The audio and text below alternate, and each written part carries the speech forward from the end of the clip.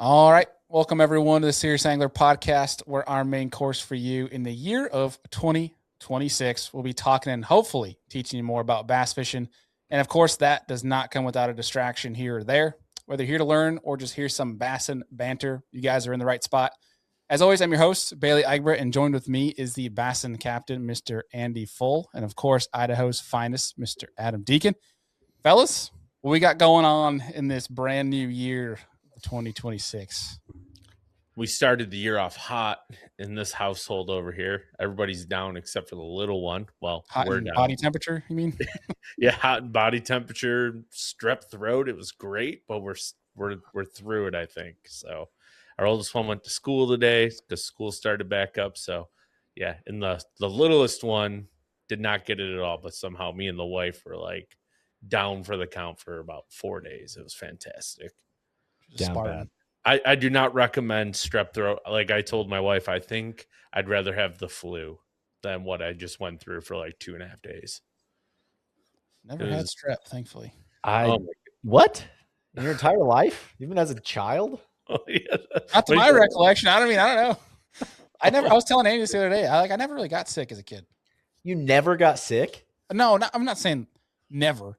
I mean, I get sick like once a year, maybe like a cold for a week, but like never had strep, at least to my knowledge. I mean, maybe if I was a little kid, I'll have to ask my mom and double check with that shit. But don't really think I had strep. I mean, I think I had the flu once.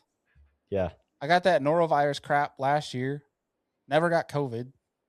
So I was like, yeah, I don't know. I never really had anything. I mean, as I said, knock on wood, but good for you, dude. That's sick. That's a good quality to have, not getting sick. Or you could be like Andy and get sick every other week. I mean, yeah. They got the West Nile pig virus in the full household last week, and then they got the East African virus 2 weeks ago.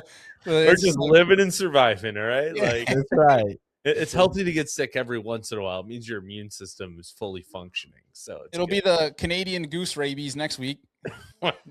Everyone's favorite trash panda. Yeah. It's always something. No, dude, as a kid, I just always had my hands dirty. I think that's the key to it. I was always out playing in the dirt.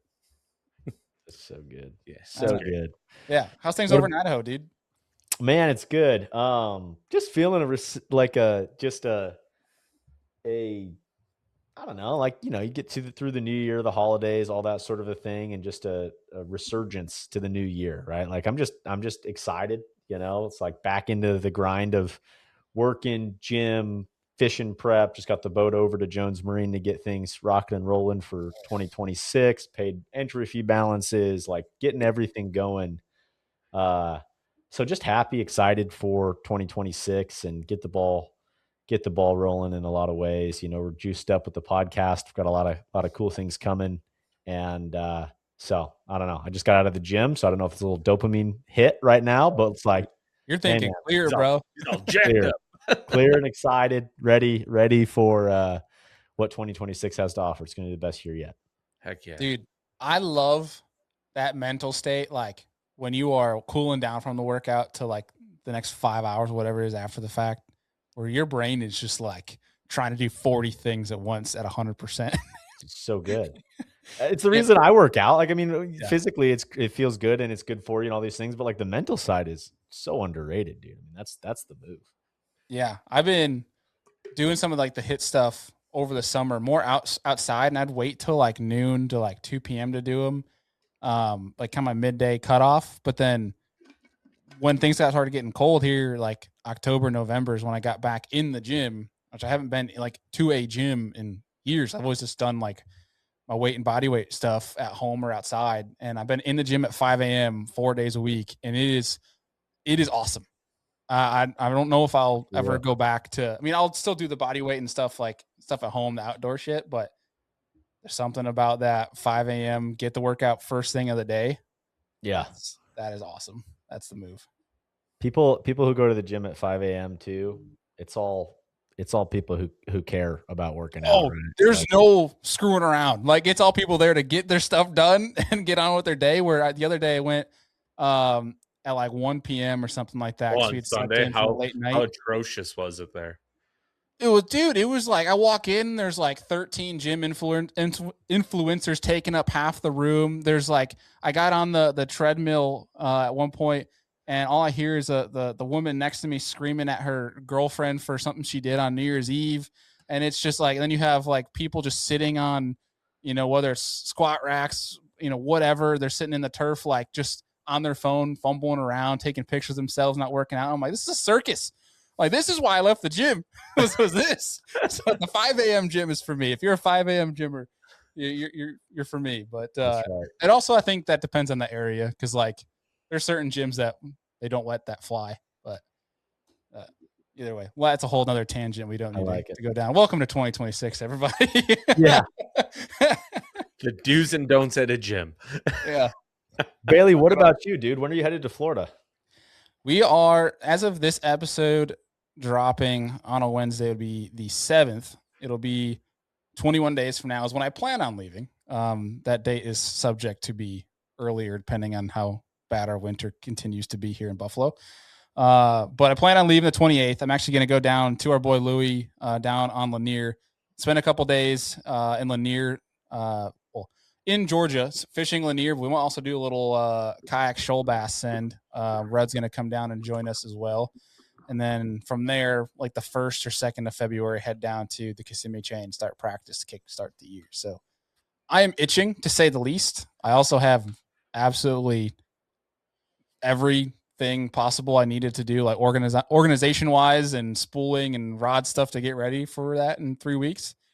No, dude, it is awesome. We're firing on all cylinders so far into 2026, and I'm pretty hyped about that. And you mentioned some things that are happening with the pod, like the podcast apparel.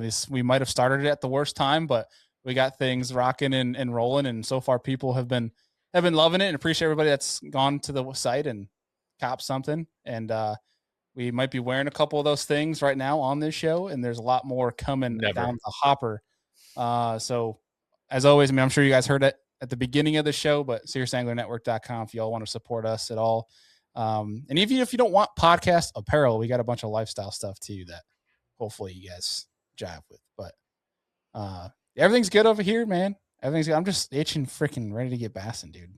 Well, Bailey, actually, like over the next 10 to 15 days, I think there's like 2 or 3 days in there where it hits 50 around here. So if a creek opens up, you might be able to get the kayak down and go catch some smallmouth if the water gets warm enough. Yeah, we'll see about that. We'll see. I don't know if I want a mud hole creek to go fish, but we'll see about that. Maybe some walleye. I might do a little walleye send. I don't know. We'll see. We'll see how much. Now I got the wheels turning. You're welcome. Yeah. Well, hey, I did listen to our 2025 prediction show a year ago from today. And Deacon, at this point a year ago, you were in crappie mode, dude. You weren't in bass mode. Are you still in it? Oh my gosh. No, but I did get out this fall and chase some of those suckers around.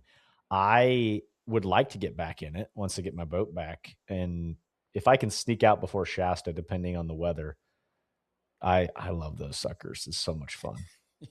So I would love to get back out there. Just depends on weather. Is there a big Pacific Northwest crappie community? I wouldn't compare it at all to like Oklahoma or, Texas and those when I think are the Midwest crappie states. Mm-hmm. But there absolutely is a community. I would say if you go out especially in southern Idaho, if you go out on the lakes any time of year and you look at just fishing boats, most people are crappie and perch fishing, more so than bass fishing for sure. What's the size of the perch? Dude, I mean, well, we've got the world record perch fishery in our backyard.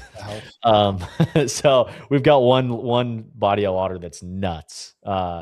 So that one is as big as they get. I mean, you catch 3-pound perch is crazy, 2.5-pound perch.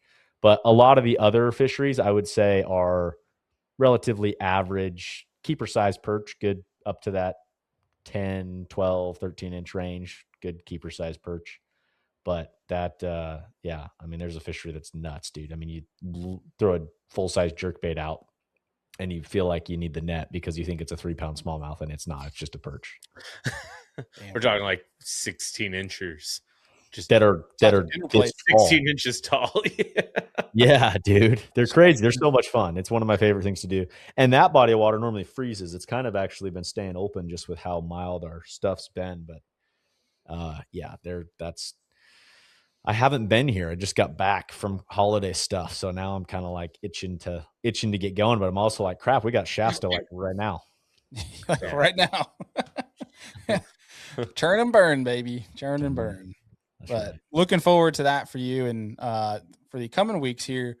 Now that we're getting into, obviously, this being the first episode of Serious Angler for 2026, we have some pretty cool stuff upcoming. We have a whole Chatterbait panel show coming to you guys, being that you Florida folks, you Southeastern folk, with everything kickstarting for that pre-spawn down there.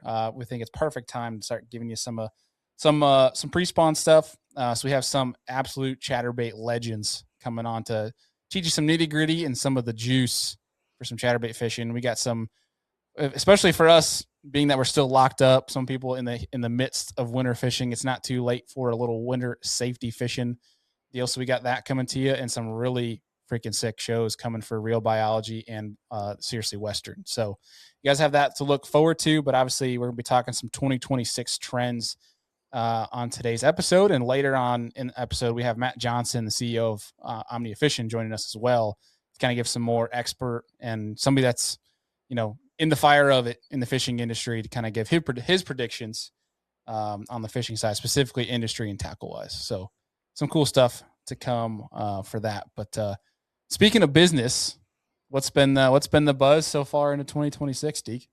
Yeah, man. Let's get into it. Our Business for the Bass Boat segment is brought to you by our friends over at Rec Lending. Good time to buy a boat. And I know I'm always kind of like, hey, it's a good time to buy a boat, blah, blah, blah. But like actually I had a conversation with a boat dealer yesterday that was like, hey man, we're trying to move some stuff. Like we have some stuff that we need to sell.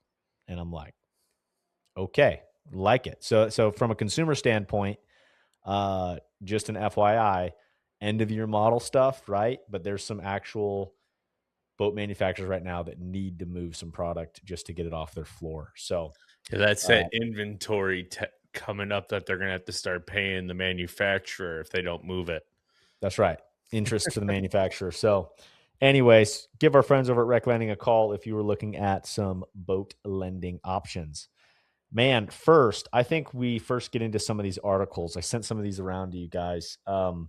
Number one, the NPFL released an article, which was pretty awesome. Brad Fuller there, who long time ago, has been on the show, both Business from the Bass Boat and Serious Angler. It's a neat article, just talking about the changes in professional bass fishing, the overall takeaway on everything. And it, of course, pushes into what NPFL is doing different and those types of things. But did you guys have the chance to look at this article at all?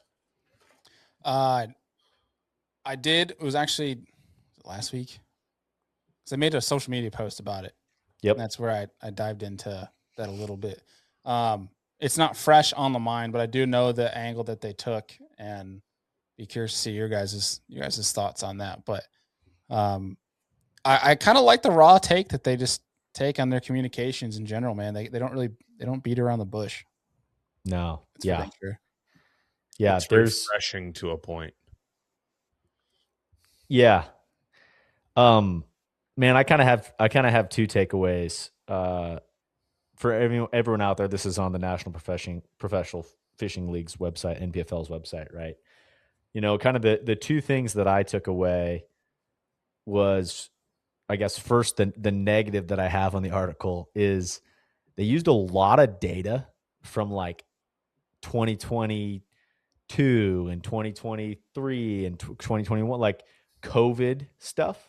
They talked about how popular fishing is right now.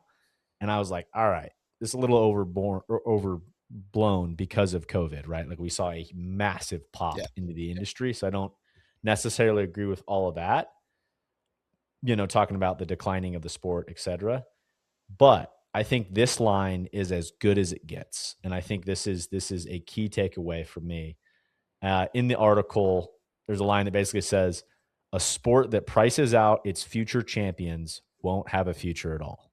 And I thought that was gold, right? I mean, we're talking about the generations coming up, coming forward, how expensive it is. Angler sustainability overall, right? Like the overall take of entry fees have been declining. It's harder to get sponsors now than ever. Entry fees are going up, payouts are declining. It's all this stuff, right? And so they just are like, here's what it is. Here's the issues that we're seeing. Here's how we're trying to make it better. But it's the absolute truth, right? Like I just think there's such a lack, and it's an understandable lack on why, in my opinion, there's not as much growth that continues past the high school and college thing. And I think this is something that maybe not everyone is talking about. I think the West Coast in general has this outlook where there's just less of that. But I would argue what's crazy to me, I think about this, and maybe it's just how it goes with life in general. Actually, that's probably exactly what it is. But my point is this. I was lucky enough to go through the ranks of like high school fishing and college fishing. Made a lot of friends through that, some of which that are professionally fishing at a very high level right now. Vast majority of people who don't fish at all anymore.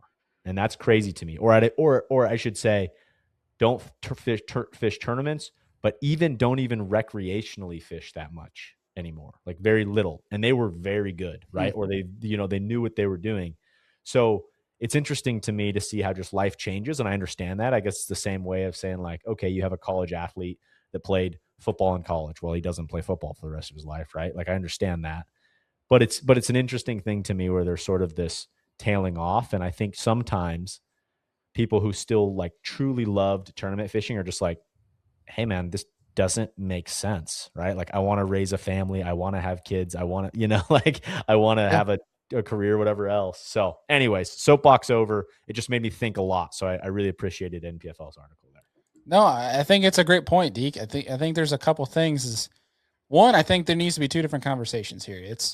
There is angler sustainability, and then there needs to be tournament angler sustainability, because those are two completely different conversations that we look at there, where I think in the grand scheme of things, are we pricing people out of a professional tournament fishing dream? I would argue yes. Are we pricing people out of fishing? No, not in the slightest. Fishing can be as cheap or as expensive as you want it to be. I agree on the data side. When you use COVID, I feel like we're far past that. Numbers have obviously dropped since then, as they likely did. Just with any boom, you're going to have that bubble that bursts there where things are going to kind of start to regulate. We did, though, get a lot of new anglers from there.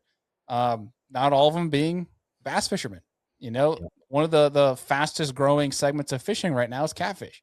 And so it's like, in the grand scheme of things, fishing is such a weird sport, because even when we talk about professional fishing under a microscope, we talk about the pressure on fisheries. We talk about the price of being able to even try to make it to that level, to be on those fisheries. Because when you think about it, it's the arenas of professional fishing are accessible to the public. So like there's so many different things that can make things more difficult, can make decisions. I mean, I won't go down that rabbit hole, but like regards to safety, is definitely waning on the tournament industry right now. But when you look at it, like all the big four professional sports, their arenas are not accessible to the public. Right. So like their sport can't be taken away from them. At the end of the day, tournament fishing can be taken away from us, because we've seen all the things happening with public lands, with hunting regulation. So I feel like the more we work to make things in a positive light and less of emotional and more based off of what's better for the longevity of our fisheries. And basically, like at the end of the day, I think when we're trying to look at the long term of fishing and bass fishing in general, if we keep trying to prioritize tournaments for too long, we're going to end up ruining our fisheries. And I feel like it's almost a selfish decision to look at it from a tournament over everything aspect, because while at the end of the day, we all love tournament fishing, I want the best for people chasing that dream. I look at it still like it's a privilege to us because that can be easily stripped away. And if we're not taking care of the thing, which is the fish and the fisheries, and we're not, coming at things with an entire negative mindset, we're kind of shooting ourselves in the foot right now, I think is what's, long story short, kind of becoming very long winded here. But there's so many, it's such a hard conversation because fishing is such a unique sport compared to everything else. And people try to compare it to so many different things. You can't compare fishing to anything else. And so it's very tough in that aspect. Yeah. I mean, I think there's a lot there. I think it can certainly be a sustainable thing. I don't think it's going to completely wipe out fisheries. I do understand the thought process there. I would say like the only thing that I could slightly compare it to maybe would be, and I don't know enough about this sport because I'm not a golfer, but like, can't you play on the same course as a PGA Tour? Like, can't you go and play that course? Obviously not during a PGA Tour event, but like that would be a similar thing, right? For sure, yeah. But I mean, you're not impacting anything other than course times. You know what I mean? Like for us, it's impacting a natural resource. It's impacting another living thing where it's like, I think a lot of the negativity that we've been focusing on in fishing the past year, past 2 years has been based off emotion and not actual data. Remembering for the fact that we're only here because of the bass. Like we're so focused on, who's got the biggest, baddest boat and technology and the best baits and how to best catch these fish that I think we're kind of losing sight of, taking care of the resource that allows us to even have this platform, first of all. And then two, I think, and that's where certain trails, like I feel like have an obligation where I like that MPFL is being blunt about all this stuff, but I feel like we're just focusing on the wrong things. If we're looking at sport as a long-term, I think pricing people out of it is something need to be talked about. Yeah. But I think it's a little bit lower on the totem pole. Like if we don't have fisheries and fisheries of capacity anymore, then we have bigger issues to talk about. I don't know. I could go in a whole circle about this thing. And Andy, any thoughts here? No, I think there's a lot to unpack, right? Like, and it's more than just pricing, like Bailey said. I think that's a good starting point for those who are interested in the tournament realm, right? Which is where this article's focus is. Guys that want, or anglers who want to become professional bass fishermen. It's becoming way outpriced because everything is so expensive. But in the grand scheme of things, that's just the way the economy flows too, right? Like if you progress the right way through a job, you can make money to afford the things that you want. So is it more that things are getting overpriced, or people not obtaining or chasing what they actually want to have in the appropriate way? Like, I think there's so many cause and effect dynamics that people are trying to work on, and all we are doing is kind of placing a problem in a singular root when we're not looking at the entire tree. Is kind of where Bailey's going, right? Like, yeah, we can have professional tournaments, but like, for instance, a lake that you fished on this past summer, right? It's almost virtually impossible, Bailey, to get on that lake without like, oh, you need to do this, you need to do that, you need, like, what happens if 90% of the lakes in the country become that way, right? Yeah, like, where you can only be on from 8 a.m. to 2 p.m. and every boat must be washed going in and going out. Like that's all of the West. Yeah, primarily California. Yeah, that sucks. And so it's like, I think while I'm not disagreeing that pricing people out is an issue, I think we need to remember we still have it pretty good right now. And we have it great. There's a lot more. It could be a lot worse. And I think the fact that so many people are whining and so negative still is like, guys, it could be a hell of a lot worse. And if we don't make this more publicly positive and from a perception standpoint, and be careful with what we're saying, especially these channels that are going out there being negative for views. If we're not careful with our words, we're not going to even be like, there's certain states, and we're already seeing it in the Southeast with certain tournaments not being allowed anymore by tourism groups because from a safety factor and just the way that fishing is being talked about right now. It's not far-fetched to say that, that just as easy as they can shut down a certain land for hunting in a year that they can't shut down a lake. We've seen it happen in San Diego, like all these lakes that are inaccessible to people.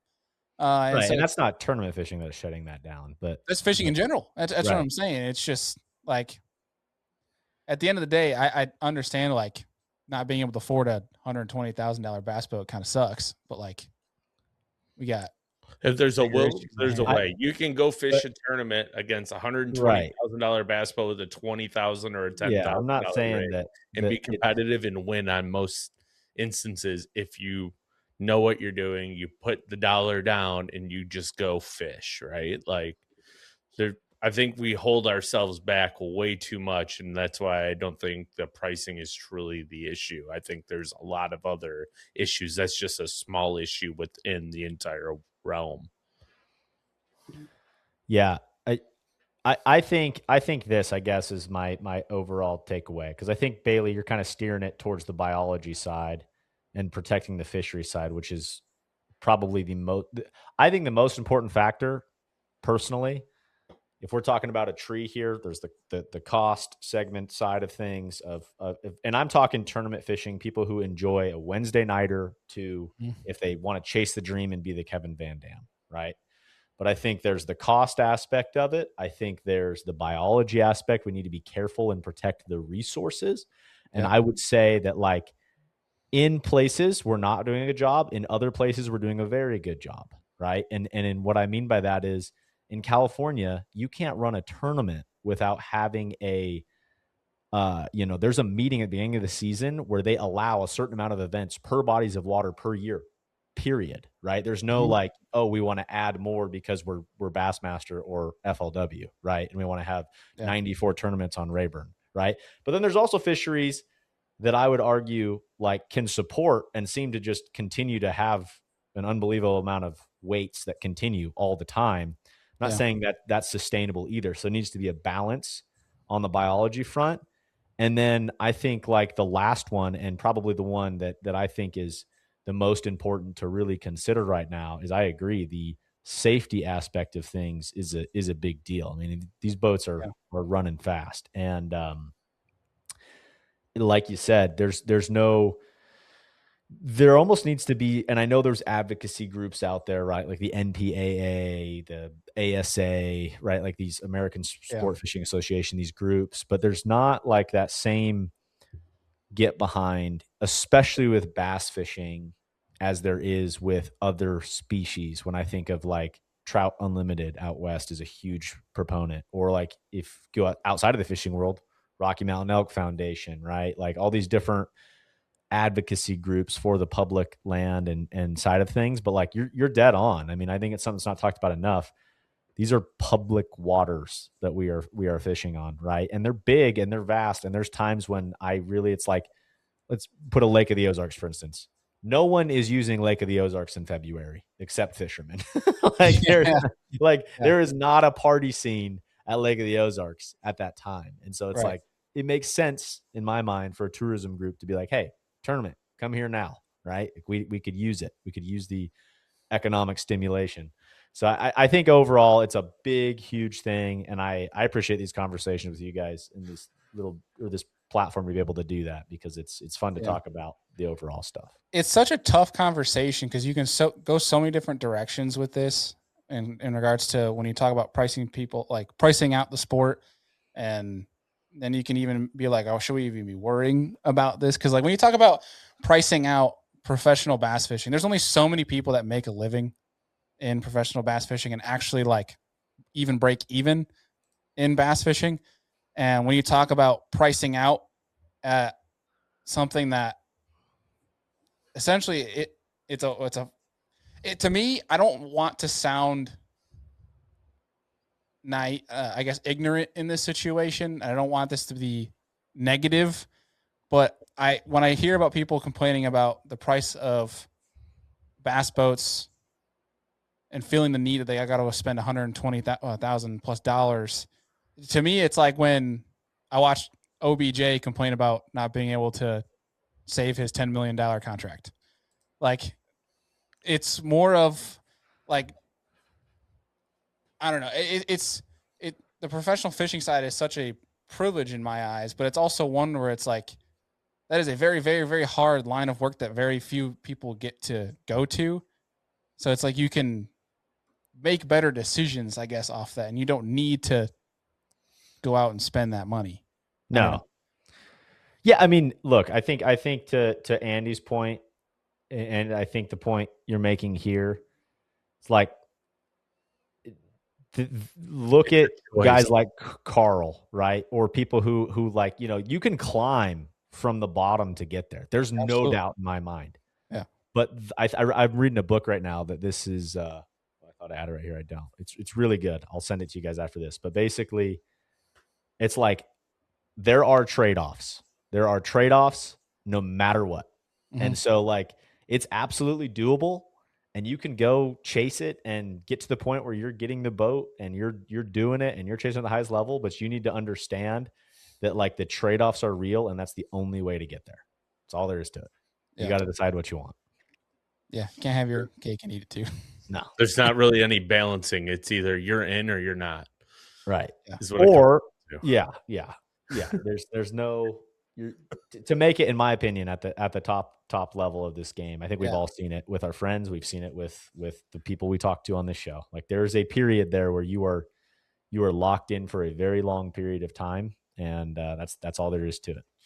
Yeah. And look, there's no to end this so we can move on from this, because I feel like I've gone 7 directions for hours, really. And I apologize for me going in 3,000 directions on this. But I guess one thing I would toss up for conversation is, one, there's no doubt that things have obviously gotten more expensive, but how much of it is actually being priced out versus just the people being hurt by what's the saying? But basically the hurting themselves by trying to compare themselves to others, if that makes sense. Are you actually being priced out, or is it you're comparing your $70,000 boat to somebody's $120,000 boat? You know what I mean? So it's, I don't know. Yeah. Food for thought. Okay. Last comment. I'm done. Here we go. Simply, I will say, and this is a changing of resources, right? It's the reason we have a podcast, have platforms with content creation, like, and all this stuff, right? The fact of the matter is, tournament fishing used to be better financially. Boats were cheaper, entry fees were less, payouts were significantly higher. Early 2000s, crazy, right? Walmart money. Completely different game. That has all come down. So therefore, like, the model has changed. That's just all there is to it. Like, it's not, you can still go get it, but it is not what it was from the financial reward unless you change your methods, right? Like, I think that's kind of the end of it all. Yeah. I'm with it. All right. Moving on. Sorry. And business from the bass boat section has gone way too long. I mean, it's important though. These are things that we need to talk about from time to time, agree. right? Yeah. And we all three have a different perspective here. I think that's what's neat, is like we all three have different levels of our tournament fishing and regular fishing and what we all like to do. Yeah. Well, we'll move on and hit on some things that I won't answer terribly. But we'll one quick thing I didn't want to hit on was I saw it was the 40th year anniversary of the Share Lunker program. Dude, that's crazy. That's pretty sick. That's so sick to me. Mm-hmm. It's crazy. 40 years, and there's not more states have gotten by that. But hey, here we are. It's crazy. Texas is the only one. Super cool, guys. All right. They just love bass fishing down there. You got bass, crappie, catfish, right, and alligator gar. For what? The Share Lunker has all those? No, I'm just saying in Texas, like those are the four things that you hear about people fishing for. Like, yeah. Or redfish. Redfish. Yeah. But that's an entirely different realm of stripers. Yeah. I don't know. God, all hell Texas. All right. So talking about real fast before we get into our 2026 fishing trends, I listened to our earlier show a year ago talking about 2025 trends, and I want to rattle through a couple of these because basically from then to now, has that gone the way we thought they would? And for the most part, I think we actually, from our own conversation predictions, I feel like we almost hit nail on the head. And I'll start off with, we talked about BFS. What we thought was like a topic at hand. We didn't think it was going to take off. I think we're pretty nailing that. I didn't see much BFS becoming a rave this year. I've always hated that. I've never even thrown one. There was a line you're like, yeah, I'm excited to try it last year. I'm like, you didn't try shit.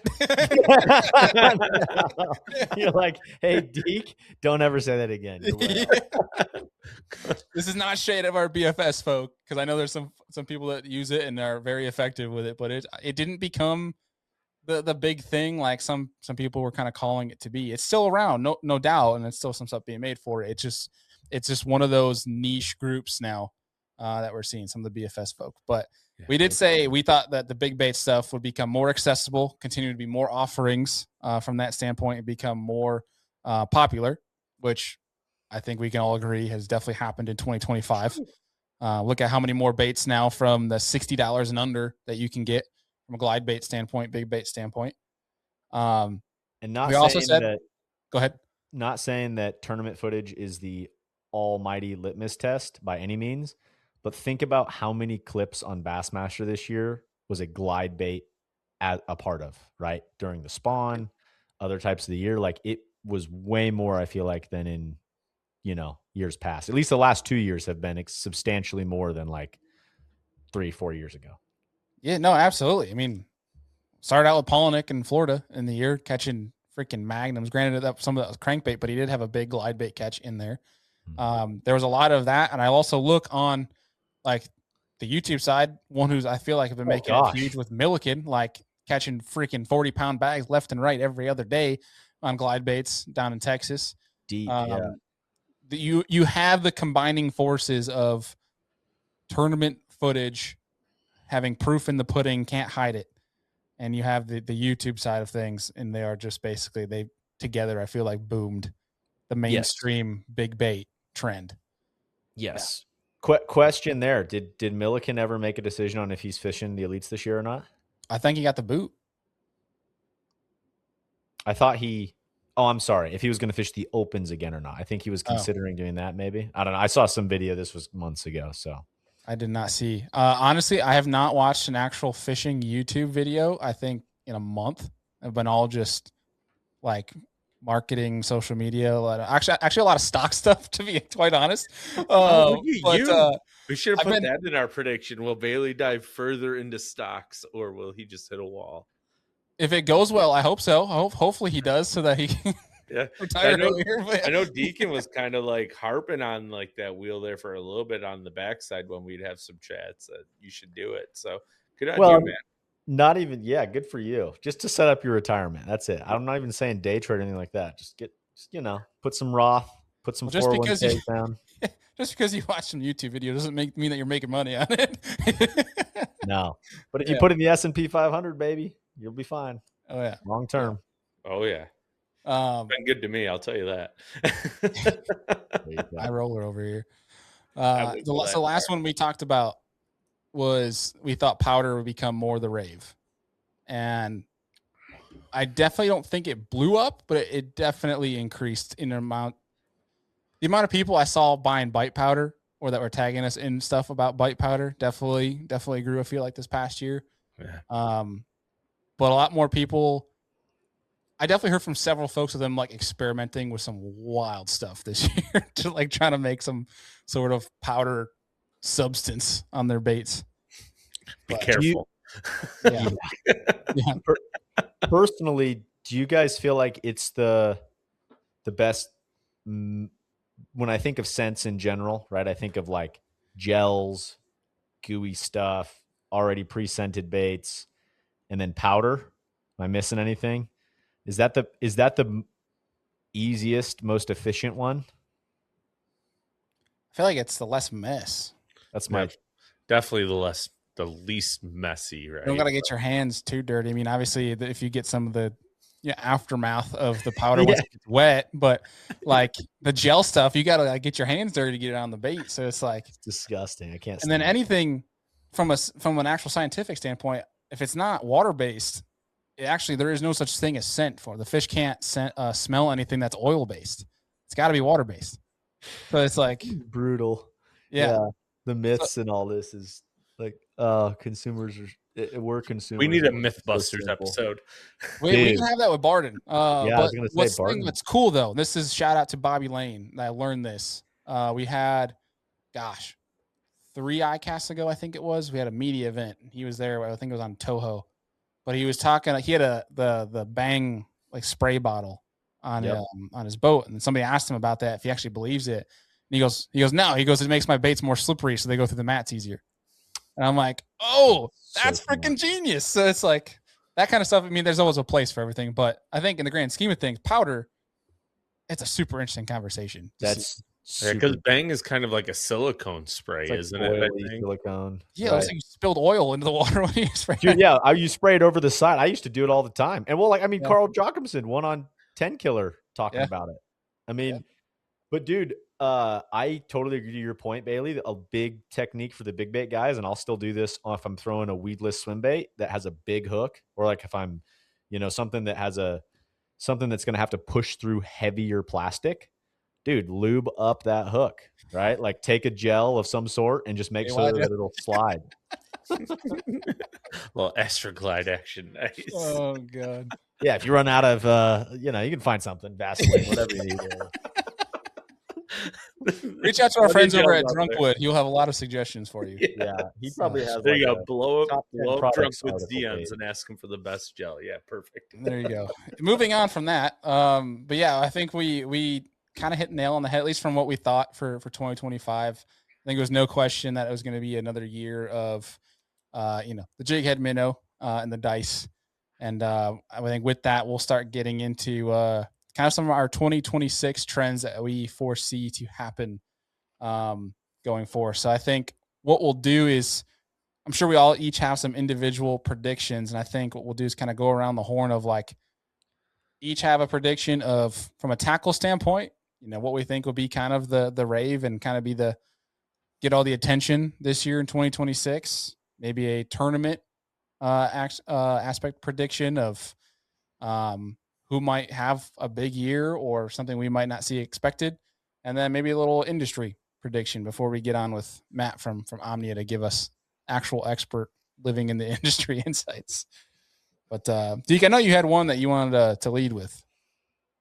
Oh, well, yeah, I guess from a, obviously we've got a very segmented market when it comes to forward facing in the tournament scene in 2026, right? Like we've got a lot of different organizations trying different things. We've seen an unprecedented amount of young guns come up and explode on the scene, right? In this last 3 years, call it, like crazy amount of 18 to 22-year-olds that are very good. And will we see that continued growth and success at the young gun level at a higher higher percentage that we've seen in the last couple of years versus, say, the Polinick era, in those types of timeframes? I think absolutely. I think right now more than ever, personally, I feel like there is more of a, what do you want to call it? The school of bass, if you will, starts at such a young age now, from being accessible to fish tournaments and fish tournaments often to having the information at your fingertips at such an early age from literally your couch at your house or by your fingertips via your phone anywhere you are. You can be learning, constantly learning, and also doing this thing where you find people you want to learn from that before you need, 20 years ago, you'd have to meet them at an event or go to their seminar to get their information from them, where now you can send them a DM on social media. And, we got some really nice guys out there, like the Gussies, the Bryant Smiths, the BPs, the people of the world that for the most part, they're probably going to answer your DM if you got a question. You're not, being a jerk. So like, it's a lot of stuff like that. That information is so much more accessible where I feel like, the road to creating some of these more young freak hammers coming out, 18, 19, 20 years old to win in tournaments. I feel like it's just going to become more the norm. But it's not saying that the old guys still can't win. We look at Russ Lane. Dude, heck yeah. I What a love the year. comments about him with all the other guys making it into the elites. It's like, Dude. Unk's there. good for him though. It's a freaking badass. So sick. Yeah. Andy, what do you think? I think yes. Obviously, they're going to continue to have success, but I'm going to be interested to see now with like the EQs how they're kind of changing up the forward-facing sonar deal, right? Like it'll be interesting to see the type of angler now that progresses and how the standings will change going forward. But these guys coming in this year, I mean, I don't foresee anything different happening. They're just going to go right to the top of the standings, and they'll all be in rookie of the year contention coming down to it. And they're going to piss off some of the unks in there and be like, damn, more young guys coming in, freaking kicking our can. Like, we got to figure this out. So I don't see there being any type of changing of the guard, right? Like of the young guys coming in and faulting like they did 5 to 10 years ago. I think they're here to stay. You know where I feel like a lot of the more experienced, guys that are a little bit older feel like they shine is on fisheries that, and obviously locals are always going to have an advantage on unique fisheries, but I don't think age matters on fisheries like a Hartwell, a Gunnersville, Chickamauga, some of the fisheries that have had so much history where it's unique places that fish different from everything else that I feel like experience wins on. Like you look at where they went to last year, the Opens, of Tom Bigby and, Mississippi River, I feel like can still be a unique one there with how that fishery can change and set up. Stuff that's unique like that, I feel like experience can win. Experience and obviously living like your locals are going to have the leg up in my opinion. Where some of your bigger fisheries, like they're going to know how to fish a Hartwell, especially if they come out of college, like because Hartwell's on 32 tournaments a year. So it's like places like that. I feel like it's no question. Yeah. I think my take on this is I think the system has changed in such a way for the better. Like it's very clear to me that college fishing has exploded enough and there's enough resources behind it to where these kids are coming out fishing at an unbelievable level because they are competing against unbelievable competitors all over the country, right? Like it used to be like, I'm making the push to like go pro and go on tour. And it's like, no, these guys have been touring for 4 years, right? They've seen Rayburn. They've seen a new fishery before that they've never been to. They've seen all of the things. So I think like regardless of forward facing rules, yes, it tends to give advantage to the younger anglers and that will continue. But if that gets cut back, is it a little drawback? Like maybe, but at the end of the day, these kids are seeing it all already. I think you're dead on. It gets sneaky when it's a body of water that is maybe not as well known. Or, I mean, heck, you saw it even when I forgot the event, but like Jordan Lee was like, oh, I fished way back in this backwater when I was a co-angler when I was 15, right? Like he knew about some area that's like, you're not going to find that if you're not a local. You're not going to know how to get into stuff. Yeah. So that's just part of it. But I think it's going to be super fun to watch and continue to see these young guns come in because they are unbelievably good and they work well together. I think that's the other thing is like they kind of talk trends and they talk to everybody in their circles from their teams or from, just whatever else it may be. And so like there's a teamwork level that is there for sure too. Yeah. Well, like to kind of continue on that too, like the demographics have shifted, right? Like back 10, 15, even 20 years ago when the Elite Series basically was like at its inception, right? Like the young gun back then was 30, 35 years old, right? Like they already were at a place in their life where they're making money. And like some of them were like school teachers, right? Like they got saved up and they qualified through the 3 open events. They didn't have to go and fish every single 6 or 8 opens that there are. They can get in. Paul Mueller. Wasn't Paul Mueller a teacher? Yeah. Like, let's go, baby. there's a few of them, right? Like if you got in the opens and you got lucky and placed in the top 3, you're like, all right, cool, I made the Elite Series. Like you can't do that anymore. And now they're so tested. Like back when in 2006 through 2015 or so, right? Like anglers weren't tested as much as they are now. Like there's so much more room for these guys to have experience. And I mean, shoot, there are guys fishing in middle school and they're out running boats around with their dad. It's crazy. I wish I had those resources back then, because I would have been incredible. Yeah. I mean, Andy KVD. Andy KVD. Yeah. I Never. mean, it's the truth though, right? Like and I think from an overall healthiness of the sport, circling way back to our beginning conversation, I think what this does do though, it does create less of a financial catastrophe. And what I mean by that is kids know what it takes, and not even financially. I'm going to say catastrophe related to financially, relationships, all of it, right? Because they have lived this life of like, here's this chase and I understand what it takes to get there, right? And how much of a toll this is on potential family, spouse, work, whatever it may be. Like I understand like this is the route and this is how I have to do this.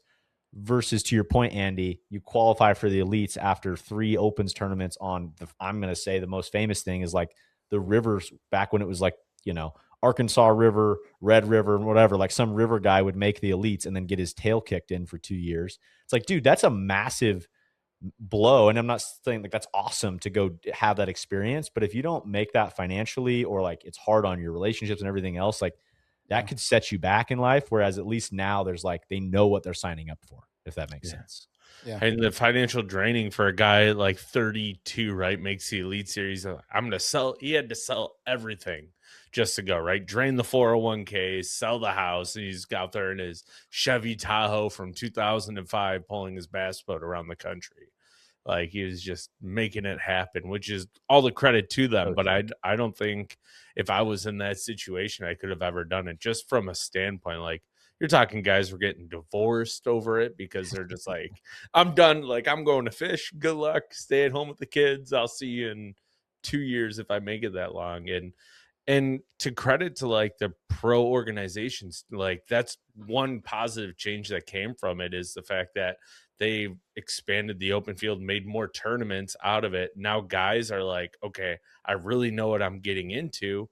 But once they do qualify, they're not dropping out after 3 tournaments into their rookie season, because they're like, oh my gosh, I wasn't expecting to drop 60 grand in my first 3 tournaments. Right. So they're prepared mentally and emotionally, and maybe not so much like financially, but they there. Know, they know what's coming. Yeah, they know what to expect. Yeah. Damage control. Damage control. Stop the bleeding. Yeah. When you don't have anything to bleed, it's hard to make me bleed more. Right. All right. No more tournament talk. Sorry. We're done. Let's talk tackle. No, these are all great. These are all great conversations. I think once a year we should hit on. Yeah. I mean, that was our tournament prediction right there. It was just continued young gun success. I think tournament wise or tackle wise, you said.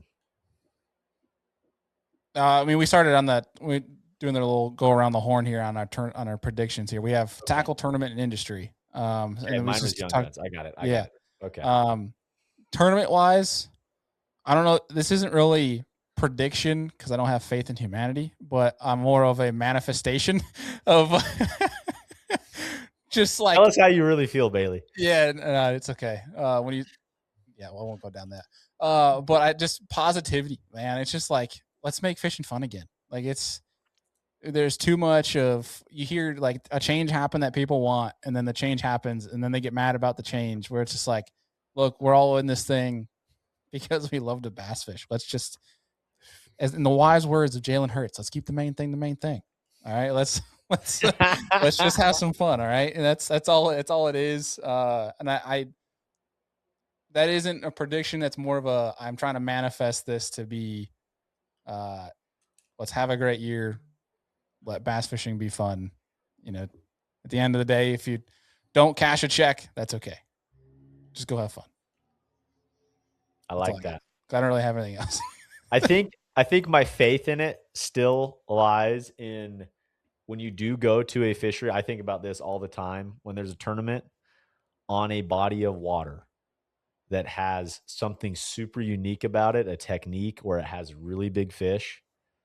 I think what I love about tournament fishing is there's this sense of like community of everyone is pumped up about going to, like, dude, we're going to the Delta. We're going to go be able to punch. We're going to, like, this is going to be so fun. Like, everyone is jacked up about it. And then the stories after of like, dude, I leaned back and his whole mat shook and there was an 8-pounder that shook his face and I lost, like, that's when I'm like, this is fun, right? Like, this is as fun as it gets. We're talking stories, whatever it may be. And especially when you go to those places that have uniqueness to them, it's like, this is why I love tournament fishing. Like, this is why. So I love that. And I don't think that's ever left. I guess let me rephrase, when I'm talking about negativity, I'm talking about just the community. You hear it's a few folks that like to start a negative narrative when the 5-6 guys at the end of the tournament having a cold one on the back of somebody's boat, that never left and that's never gonna leave. Yeah. That is the awesome part about bass fishing. That needs to that just needs to be the stories that are being told. That's just, we need to, get back. I like that. That's the story that needs to be told, not all this negative crap. Dude, you share more of those experiences with people, that will make new people want to get into tournament bass fishing. Dude, clip that right there. That's exactly right. For real though. Like, see, this is why we work well. You're my yin to my yang, because I terribly tell my points and you bring up what I actually mean. You speak my language. Yin to my yang. Yeah, perfect. I love it. You're the stash that I yearn to be. Every show going forward, Deacon, you have to wear the all black outfit, and Bailey, you need just to wear all white. Yeah, that'll go over well. Oh man, Andy, do you got anything else tournament prediction wise? No, tournament prediction wise, I think you might actually, from like, I'm gonna go black and white here, just kind of like on an elite series standpoint. For tournament prediction wise, I think you might see, because of like the blend, right? Like some tournaments with, some tournaments without. You might see a couple like older unks, as we say in the new terminology, right? Like, unk, baby. You might see some unks sneak back up there and maybe capture like another AOY, right? Like, this feels like a type of year where you see a BP make another run for AOY, right? Like, it just feels like that type of year coming. Make the prediction right now. They're not really unks. I guess they're unks to the current age of the 19-year-olds for sure. Compared to the rookies, I can see a AOY race right now for elite specifically of BP and Cody Meyer.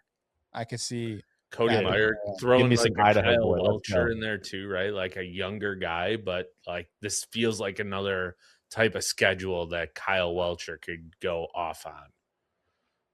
I don't think there's a schedule he can't go off on. Yeah, Kyle Welcher is dangerous everywhere. Yeah. Well, we're gonna keep going long down that rabbit hole if we talk about who could be potential AOYs. But I love that, Andy. That's for a fantasy fishing show. Yes, I like it. Yeah, I want to see old Rick Clun cash in an NPFL dub this year. That's all I want to see. If they're going to Florida, there's a chance. I haven't looked at the schedule yet, but yeah, see it. I love it. All right, let's talk tackle predictions. I think that's what some people are definitely really interested to hear about, and you guys are going to hear more on that dialed version on that with Matt Johnson from Omnia Fishing here a little bit. But what do you guys think? What is it going to be the year of or the year of not, I guess, for 2026?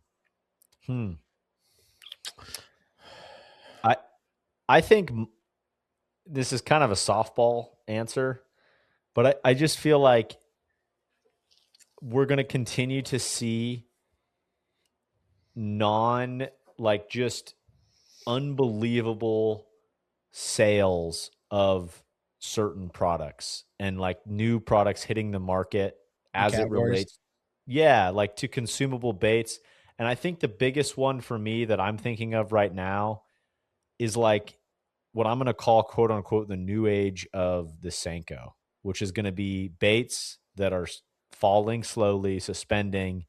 Maybe you shake your rod tip a little bit, like creature goofy baits where you're just dropping them on fish's heads, and fish are curious and going and eating these things. And that has sort of been happening, right, with dice, etc., all these things. But like, I just feel like it blows me away how many new products there are that come to the market, and then you can't freaking buy them. Like it is so frustrating, but it is how the current trends in tackle are working. And I don't know. I don't remember since I got into bass fishing a time that has been like this on getting baits. Like it is very hard to get the new and up and coming, and I'm so maybe overly anxious trying to find the next best thing. Whereas 2-3 years ago, I don't think I was, like I was like, I like throwing a jerk bait, a drop shot, and a swim bait. And that's like, I don't need to screw around. You know what I mean? Like I know what I'm going to do in this tournament or this fun, whatever I'm going to do. And now it's like, I feel like I'm almost like backpedaling a little bit, and it's been fun because it makes me go fun fish more and try things and talk to people and like lean more into that. But I'm also like, all right, my wallet's getting a little slim, spending all this money chasing stuff down. Industry loves it. Pegboard's getting full. So I think that that's going to continue, I guess, is my point. And the area is going to be soft baits that are more or less free falling. I think you're going to see the amount of anglers shopping at PetSmart for the next new best thing is going to be on the rise in 2026. Yeah. Can you take me to the aisle with all the fluffy things? You guys have any fluff stuff? I'm looking for some fluff stuff. You got any weird shit in here?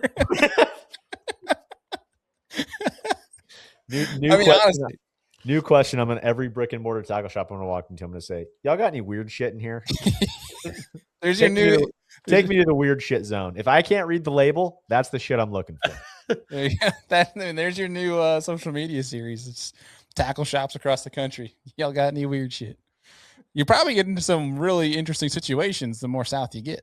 Yeah, I was going to say, they're going to be like, hey, man, come to this back room. I'm like, whoa, I don't need to go to the back room. Yeah. Might find some good moonshine doing that. But yeah. But yeah, I don't know, dude. 26 is going to be, I feel like you're going to hear, if you're going to hear about anything minnow wise, it's going to be really like gigantic 7-9 inch type minnow stuff, like on the Magnum side of things. But I feel like you're gonna hear less minnow talk. Yeah, I agree. Not that you're gonna hear anything, because it's still gonna be there. It's always been, and it always will be. Right. But I think there's gonna be. We saw. I mean, yeah, this is another softball, I guess, but it's on the big bait side of things. You're just gonna see more and more people using it, and more of it being literally out the box, ready to go, tie on, go. And I think you're gonna start seeing that become. Not talking like 5-6 inch swim bait, like on the soft body side, but like your paddle tail side. I think you're going to see some people bringing some of those bigger, like rising sun style baits to the more accessible side of things too. So we saw that try to 6 cents. I don't think it got the legs that they wanted it to. I know some people swear by them and have them dialed, but I think like they just didn't get the traction they want to. But I feel like it's there. If that makes sense, because those are much easier. I feel like in my mind, the big glides obviously get a lot of attention. Those big soft body, like paddle tail stuff, like those are the easiest damn thing to fish. Like from a cast reel standpoint. I mean, we had that show with the trout eater stuff with Chad. Obviously you did too, Andy, on Lure Lab. Like it's that kind of stuff could, I don't know. Like, I like that. I mean, why not? Like why, I mean, there's obviously the mag draft trend, and that opened the eyes to people of like, okay, you can throw a bigger bait than you think, but it's like, why not go bigger, right? Like, why can't you go throw an 8 inch to 10 inch soft plastic swim bait with a boot tail? Like you said, covers water easy. Yeah, I like that. That's a dark horse trend that I think is worth thinking about. You need gear that works as hard as you do. That's why Amped Outdoors is the official power solution of the Serious Angler podcast. From unmatched battery nerd customer service to performance that thrives in extreme winter cold or summer heat, keeps you on the water longer. Click the link in the show notes to get you powered up with Amped Outdoors. Now back to the show. I mean, we already dove into the harness style for it. It's like I feel like we'll see that expanded upon. Yes. All right, Mr. Lure Lab. I was gonna say the tackle man himself. You better have a good freaking answer because this is your lane, baby. Senkos. No, I mean, you know, like it's my off season, so I do a lot of like fly tying and stuff. And there's like been a common trend when I walk into fly tying shops, and I don't know who's gonna get mad at me for saying this, but like there's some bassy color rubber legs. And if you walk into a fly tying shop, you can find silicone rubber legs from like 1 millimeter to like 5 millimeters, right? Like they have all kinds of crazy sizes, but like those bassy colors, like black blues, green pumpkin purples, green pumpkin coppers, like those are the ones that are selling on racks first over like all the hot colors that guys would use for like steelhead and etc. So I think you might see a year of like tackle like customization, right? Like with that minnow, you're going to start seeing more rubber legs and Senko's guys doing their own types of things. Like, and I should dive into this. I don't know if I want to in the future, but like when you're customizing those baits, certain legs do different things in the water on like fuzzy baits. So there's really good ones and there's really bad ones to put on them. So I think you're going to see a lot more tinkering and a lot more hiding from the Elite Series guys, because you'll see on live that they're catching them on some fuzzy stuff, but they're not going to show you what it is. So I think the customization, needles and rubber legs are going to be like one of those things that you have to watch out for in 2026. Just getting a little funky with it. And he's like, screw the fuzz, give me the hair. I like it. And that's the thing. Like custom fuzzing. Like there's that bait company out there. Was it Bailey Rabid Baits? I think they're like a New York State company. Yeah. Like random furs and baits. Like that's like, if from a steelhead standpoint, if you know how to tie a fly, like certain hairs and rubber legs do different things together that can really make things lifelike. And it's just finding the right shape and size and where they fit in. And you can really make something look even more minnow-esque in the water. All right, here's a prediction for you. 2026 iCast, someone's going to name a bait the furry. Like it. Love it. And then it's going to really screw up their SEO. Really screw it up. I love it. Dude. All right, moving on. Wait. I want to one because you guys are northern hair jig specialist types. Two things. Number one, to Andy, to your point, why is there no one making a hair jig that has some rubber mixed in with it? So that's actually a really good point. Like with a hair jig and rubber in it, you have to have a certain vortex on the head of the bait to make the rubber legs actually like undulate underneath the water, like breaking surface water tension to make a move. So a standard ball head jig head doesn't give enough vortex to go around that bait to make rubber legs come up. They'll just kind of fall. So you almost need like a different style head to make those rubber legs move. Go like that. But there are different types of hackles that you can mess with on like a marabou jig underneath the fur or above it. That will actually give it a lot more movement. Sounds like you have a tackle idea. Yeah, I was going to say, Andy, let's build it. One other one. The other thing I was going to say is to your hair point and fly tying connection.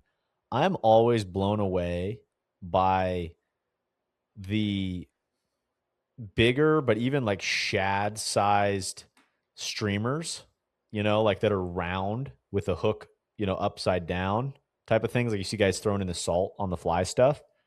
Like, why don't we ever throw those on like ultralight or like super light spinning rods, just the way you throw hair? You won't be able to cast them. They don't weigh anything. Even with like lead on the hook or anything like Correct. that. So like the reason why those baits move the way they do, right? Like it looks so natural in the water, dude. It 100% is, but like in the scheme of fly fishing, mass moves mass, right? Like, so like when they're fishing those, they're fishing like O-line and D-line, baby. Mass moves Exactly. mass. Mass moves mass. So like a fly rod, like if you see them in saltwater throwing on 8, 9, 10 weight rod, right? Like that's Right. a high grained fly line that's moving that. That's why they're able to throw them 60, 70, 80 feet.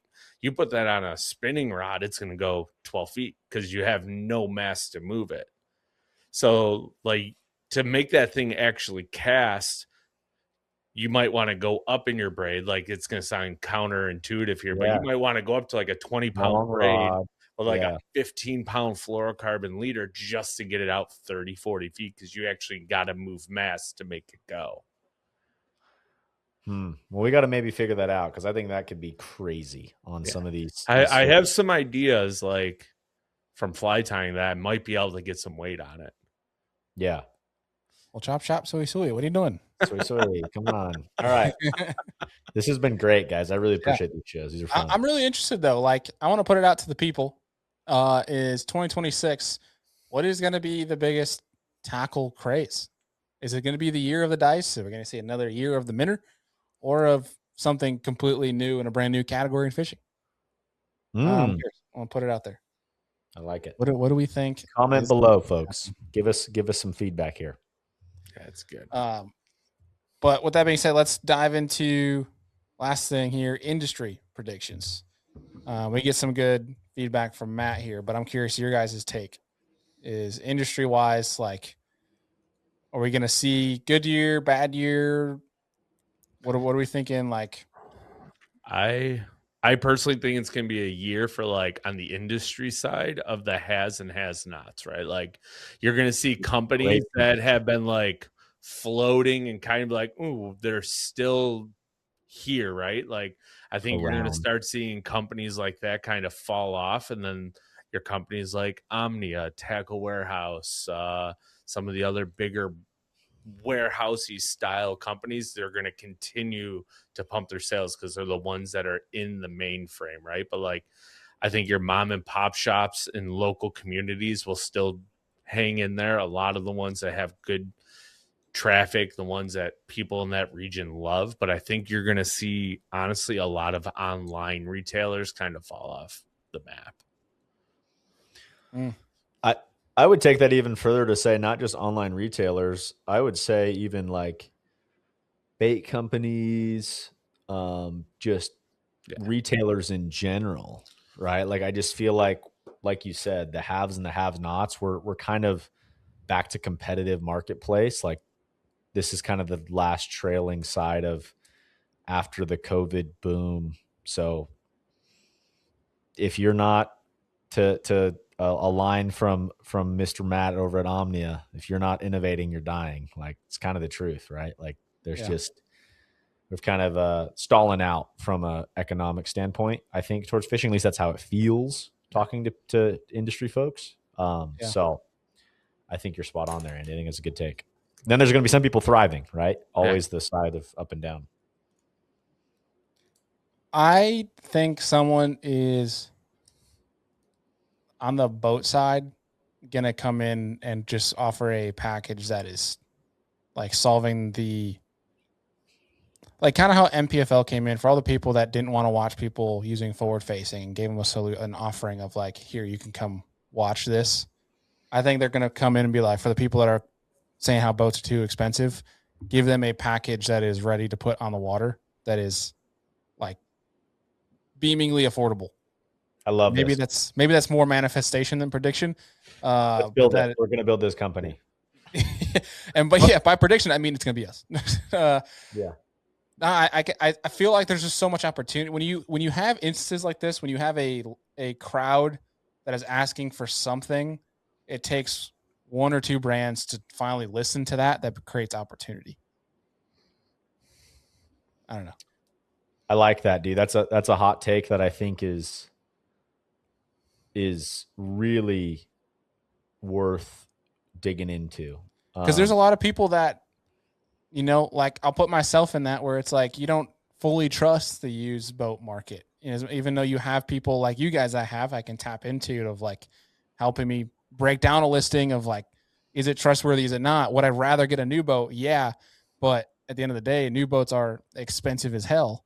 And it's like, if you can find the best of both worlds there, you Yeah. know, where you don't maybe need all the gizmos and gadgets and all that stuff, but you have something that is new. It is yours.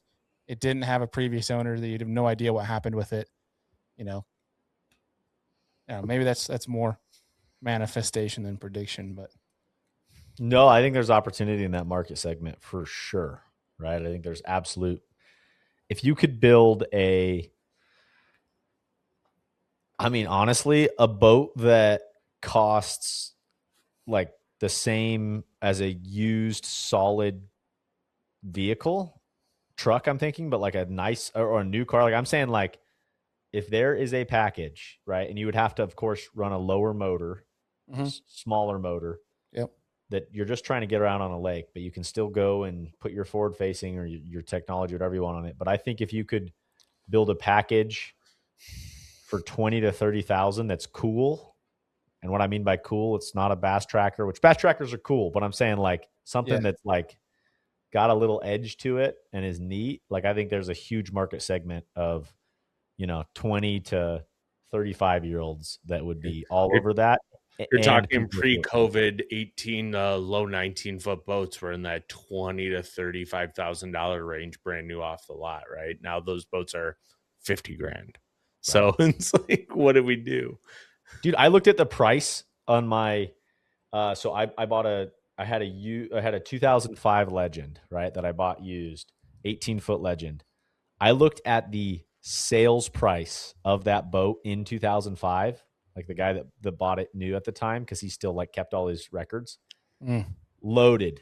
Get ready for this. 18.5-foot Legend, fiberglass bass boat with a 200 on the back. $36,000. It was $32,500 off the lot. Damn. Talk about, how cheap that is in comparison now. It's crazy. Dude, I missed my little 189 TRX when I bought that boat. I think when I traded it, those were sick boats. I had so many friends with those boats. They're the perfect get started bass fishing boat. Oh, yeah, like my boat payment a month was like $150 in 2019 or 2020, wherever I bought it. And I was like, this is the best thing ever. Then the Evinrude had to go Evie pop on me, and that was history. So that boat was awesome. It was a fish catching machine. Got me everywhere I wanted to go at 54 miles an hour, and it was wide. It handled rough water amazingly well. But I mean, as you see companies buying up boat brands, right? Like you lose competition as well. So that just drives the price up even more. We need like that early 90s push of just all these boat brands coming out of the woodwork and just dropping boats, because it's going to make the price go down. I like that. Here's my prediction on the industry. I'm going to stay in the boat lane. Bailey, I like yours. And I just like bass boats so much. I think we're going to see continued shakeup in the bass boat industry. And I mean consolidation between brands. Like we've seen the whole Johnny Morris movement and all these changes, but I think we're going to see more. I think the same way that Andy's talking in the tackle industry, you're going to have the haves and the have-nots. Like there's a lot of like fringe boat brands, and then there's like a couple of big ones. And I think you're going to see, consolidation of like brands being bought, et cetera, just different trading occurring in the shakeup of the bass boat world, which will be interesting to see how it all plays out. It's going to be interesting. That's my take. I like it. Cap, wrap us up and we'll get into things with Matt Johnson. Sorry, I lost my train of thoughts. What am I wrapping this up on here? I thought his was the industry position with tackle. I think he already went. Yeah, I started off with the has and have nots. Yeah. Oh, well, here I am. I think it's you wrapping us up there, Bailey. I mean, this has been. I gave my prediction. We're just predicting too much shit over here that we're losing track of what we're predicting. It's been a great episode, guys.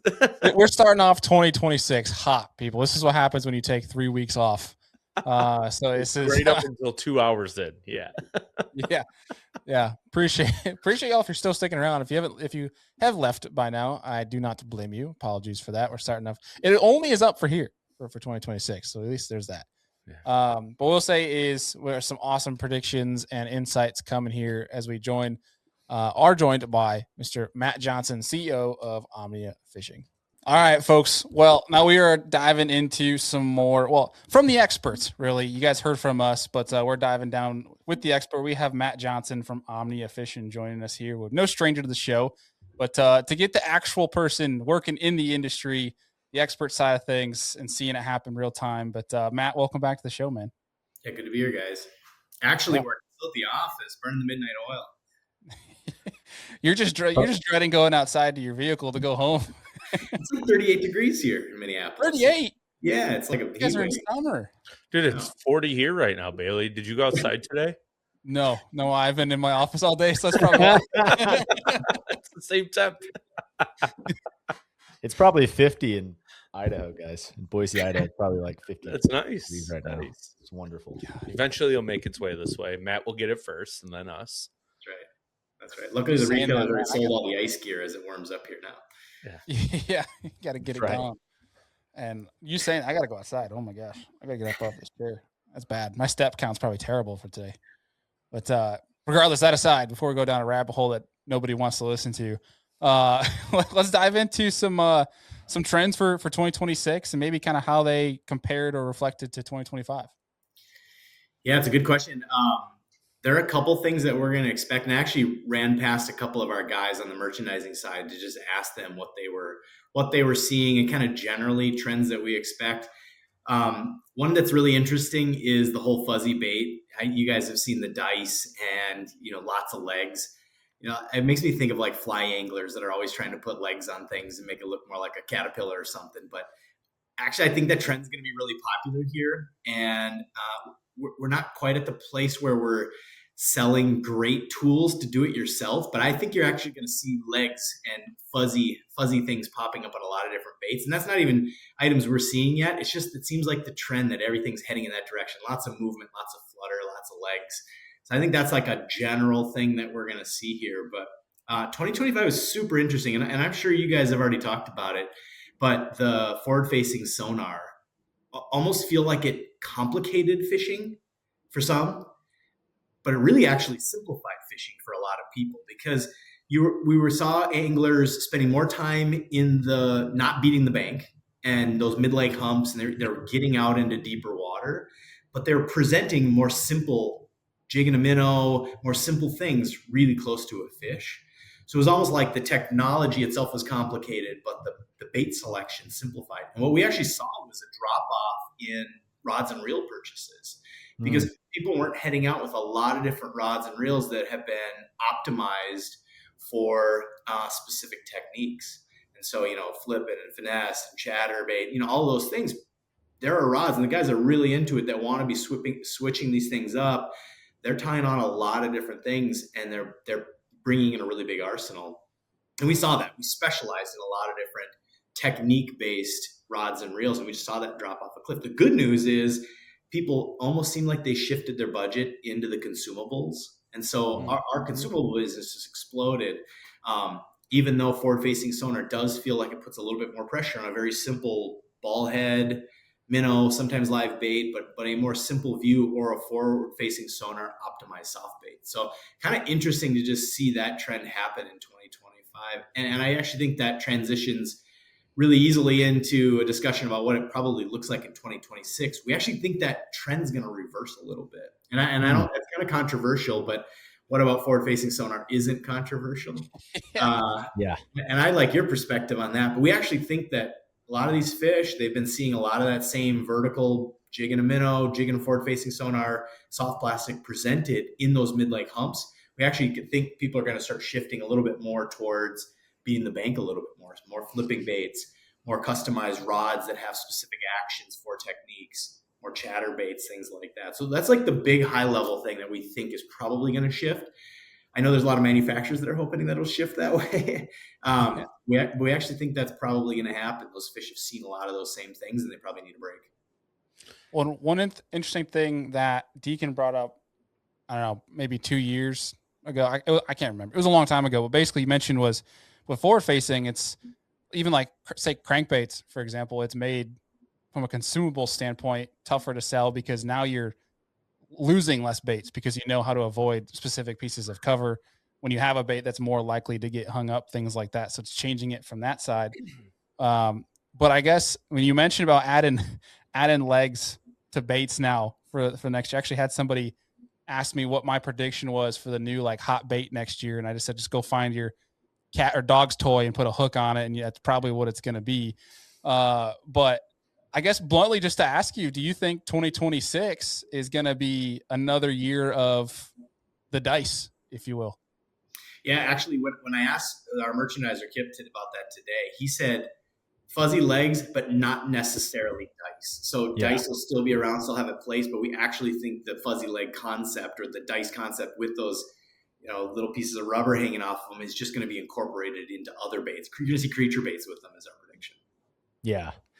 I've seen that, I feel like just a trend in general, especially when first dice kind of hit the scene. There's a lot of guys just threading a needle with Senkos, with other things. And you saw a difference, quite frankly, in a lot of these baits on getting bit, maybe where that traditional bait wasn't. Back to your point on kind of the trending on consumables. It's interesting to me because totally anecdotal here, but I feel like it rings true to your point on how people shifted their spending from tackle rods or, rod reels to the actual consumables. Look, I've been tournament fishing and fishing for 15, 20 years now. And so I have a big backlog of just everything I could ever need, right? Especially from a hard bait perspective and those types of things. I feel like I spent more money this year on tackle, on consumable products because of the technology change and all this stuff. I wanted to find the best minnow. And so I bought way too many of them. I wanted to find the best dice. You know what I mean? So it's interesting because that reigns totally true to how I feel is I've spent way more than normal. Like I've overcomplicated to kind of lean into this new thing, if that makes sense. Yeah. Trying to develop confidence on new baits or new brands. It puts a lot of pressure on us to try and continue to find good brands. But as a national retailer, we can't always pick up the small mom and pop bait shops. Like we need companies that have UPCs and can provide a good supply of inventory. So it's made it hard for us to go find the baits that you as a consumer, because we're seeing your trend is pretty common. So to go find and expand brands really quickly is always hard.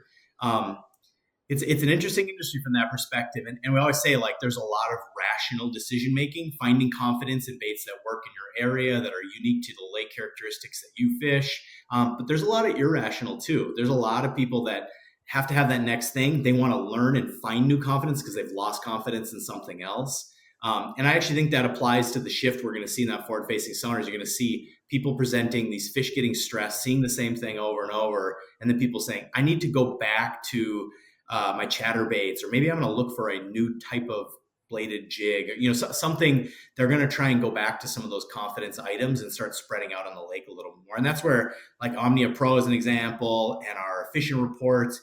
One of our initiatives for this off season has been, we do this technique ranking based on popular lakes. So like the number of fishing reports that file and mention techniques for a species in season.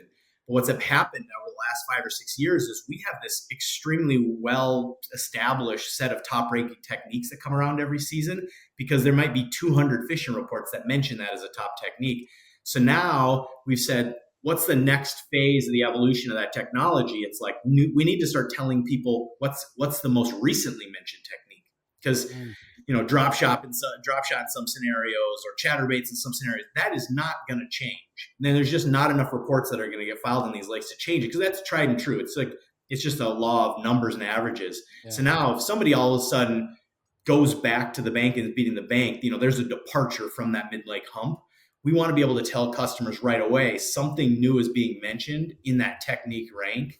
And those are the things we're starting to focus on, because that's a good way for us to, you may find a bait that you think is pretty cool and you've developed new confidence in. We want to make sure that lifts, and other people that come back and shop, they're going to start discovering that brand. And, it's a good way to just keep the excitement about the industry, giving people confidence in their bait selection. So it's kind of tied to the latest technology shift in our thinking and some things that we have coming up. I guess hitting on that too, with the Omnia app, obviously being able to get some data from it to help you break down lakes, but also help you, spend your money now when it comes to what the fishery is, what brands you wanting to spend your money on, and obviously probably be able to see some of the trends with some of like the top baits on Omnia when you guys have that on the front of the website. But I know with Pro, obviously there's a bunch of new features, and you guys just released something new in that regards too. Can you hit on that? Yeah, it's a really cool one. So the way we work with you guys and our ambassador program, we have some of the best people that work with us to help promote Omnia, the Omnia shopping and the Pro app. And we actually had one of our ambassadors came to us and said, there's this resource out there where the Missouri DNR lists all of the places they've dropped artificial structure or fish attractant. And they said, would that be an easy thing to incorporate into the app? And when we looked at it, we have waypoints, we have waypoint management, we have boat ramps, we have ways to consolidate pins, and we've optimized for that. So we actually pushed it out as a pretty quick feature to release. And we found 9 other states that have fish attractants listed for GPS locations. So we just pushed that out, actually probably went live last night. And it's available in the app now. So really, it's just in your pins. If you go into maps and weather and you click on those pins, you can load the boat ramps and you'll see fish attractants right there. I actually pulled the states. It's Alabama, Arkansas, Arizona, Indiana, Kansas, Kentucky, Missouri, North Carolina, Oklahoma, and Texas. So when you pull that up and zoom up in the national level, you'll see all of those if you're a Pro member. It's just kind of a cool place you can go check out some of those areas, and maybe people had access to that, but it's all available in there now. It's not, I love and hate this, right? I mean, first of all, this is phenomenal for anglers to just have more information, more things. A story on this, I found the Missouri one in the Toyota Series Championship like 3 or 4 years ago. I ran strictly day one of the tournament. I ran only waypoints off of the Missouri page, right? It was an offshore deal, found the fish that were offshore. And I was in 13th out of 250 boats day one, just running those waypoints, by the way. So just an FYI out there, everyone thinks that like these are overfished things. They're absolutely overlooked. There's 250 other pro anglers that were very good that were going right over these things that were not being utilized. So it's interesting.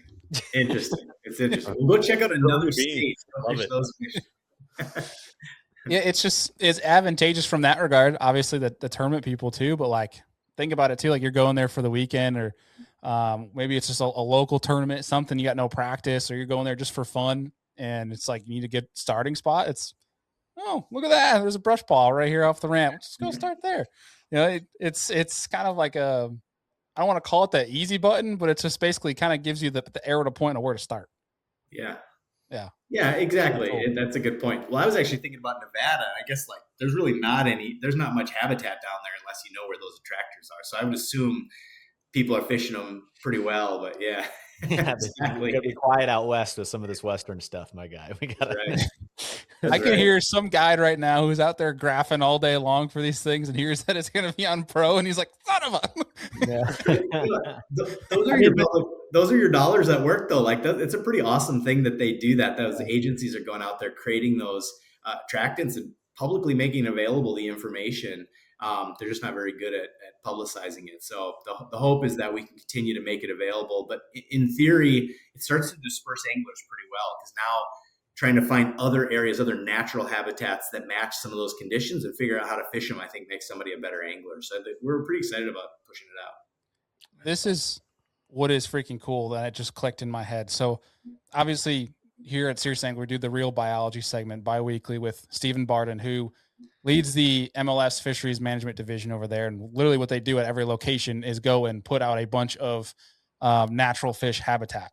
And this is like kind of almost the full circle here of we have the guy leading the charge of putting in this habitat that they mark and share with all these anglers who needs the help of sharing that, like communication, which comes through us and now through you via the app. And now it's going to back to the anglers. We finished the circle here, boys.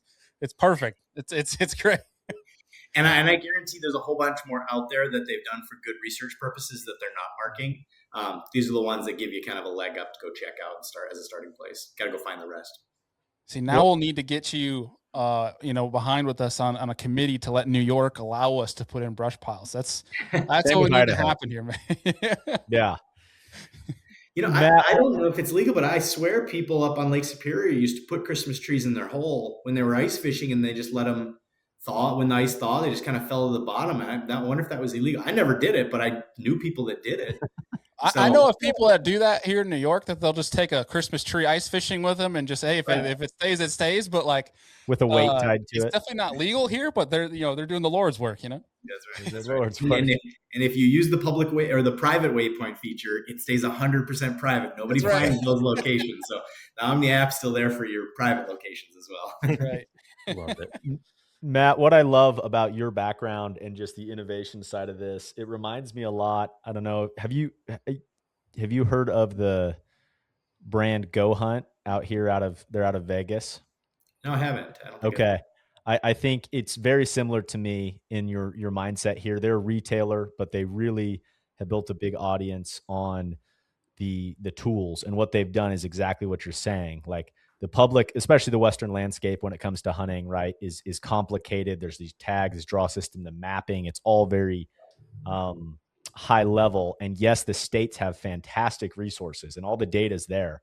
They've just compiled it to allow it to reach more of a mass in an easier to read situation. And to me, it's what Omnia Pro does. And it's exactly, you're just innovating, trying to find more tools that can be broadened and actually marketed the right way to the right people. So anyways, good connection. No, I appreciate that. And, when we had the vision for this, and I think you actually had, kind of closing that circle, you had Ray Valley on. Wasn't he a biologist that came on? So Ray was my partner that started our first company that we sold to Lawrence, the mapping technology. And the vision there was always, if you can give anglers more information, you can help them be better anglers. But I don't know that we fulfilled that full vision because we focused so much on creating great maps. That was just the starting place. There's so much data, like you mentioned, Adam, like the amount of public information, but like private knowledge and having to fail a bunch. All of that stuff has to be calculated. And actually, I think Omnia is getting close on the fishing side because of that public waypoint component.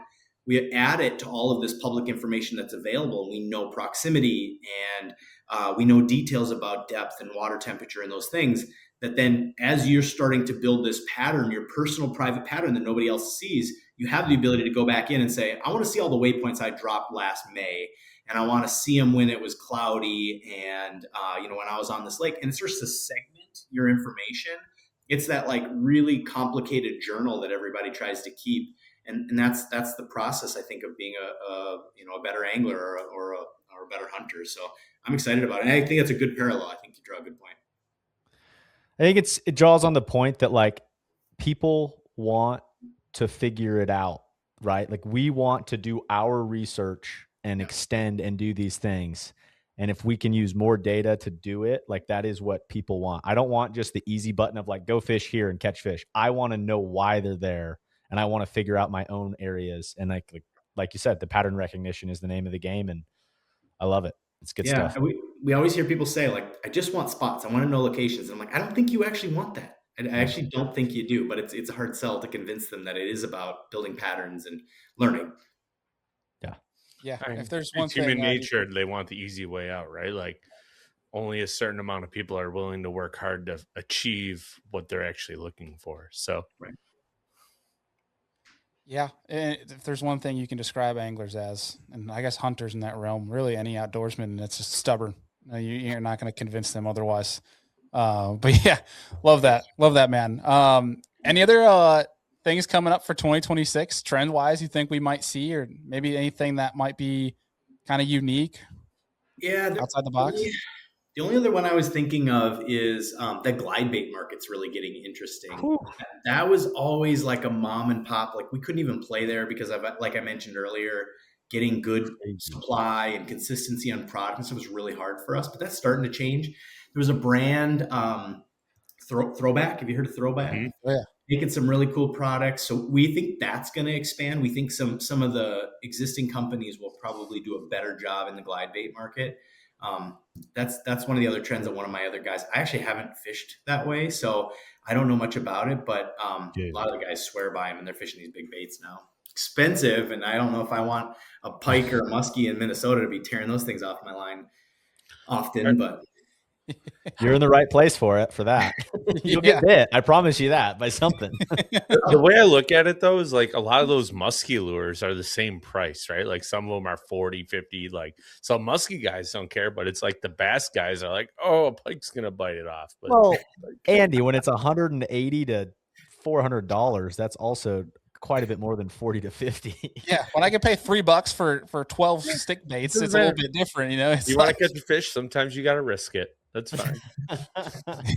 That's true. Risking your wallet. Yeah, that's fair. Those $3 are like $50 or something like that. I mean, it's hard, but they work, and we think that's a trend that's going to continue. We think we'll see more of them. I don't know if we'll see the price come down, but I think we'll see more of them, and I think that market's just getting more mature. You're getting more players that can create consistent supply chain, and that'll help with anglers. You're seeing almost like tenfold of like you see some of the juggernauts in the bait space of like Strike King and Berkeley making their version of an accessible glide bait. Then you're seeing, obviously, there's the funnel, right? But there's some brands like Throwback and Clutch that have found ways to make it more accessible from an inventory standpoint. But I think all of it, I mean, I know there's been some blowback from like the garage folk that make everything by hand of like, it might be taking business away, but I almost think it's bringing them business because like when you go down that funnel and you like think you get immersed to some of these new baits that are more expensive and especially handmade, you kind of see why some of them are so expensive. You're like, it kind of almost leads people to convince them. Cause like I would tell you 3-4 years ago, no way in hell I'm spending $100 on a glide bait, and I bought like 4 or 5 last year. So like people could change. I can tell you that it takes time, but I almost feel like, yeah, it's almost a funnel. Like you're just seeing everybody kind of drawn into it. And I think it's good overall.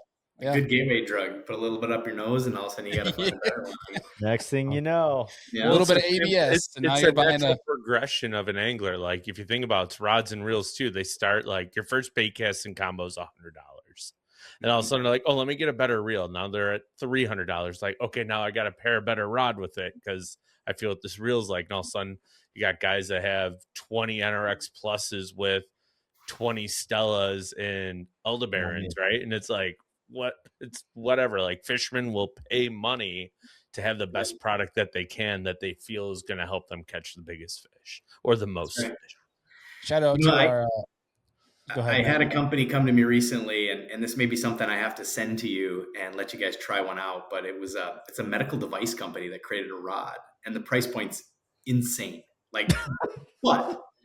They came to me and they said, this is what we want to sell these for. And I said, I mean, anything's possible. Like there's a market for it. And they were saying castability and sensitivity, like they can win on both those things. Like you're saying the right things here when you think of the evolution of that consumer willing to spend money. So we've got a few here, and it's going to, that market's going to continue to get bigger, and the price point's going to continue to go up. And what are we talking here, Matt? Are we talking a mortgage? Like what are we? Give us a range. Yeah. No, what I'm saying, like, making the NRX price point seem really tame. Wow.